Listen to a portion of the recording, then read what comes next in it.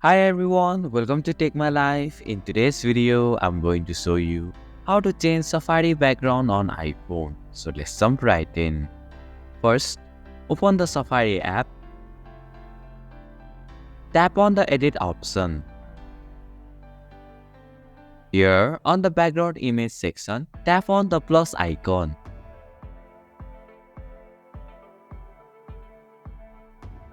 Now, browse through your photo library and find the image you want to use as your Safari background.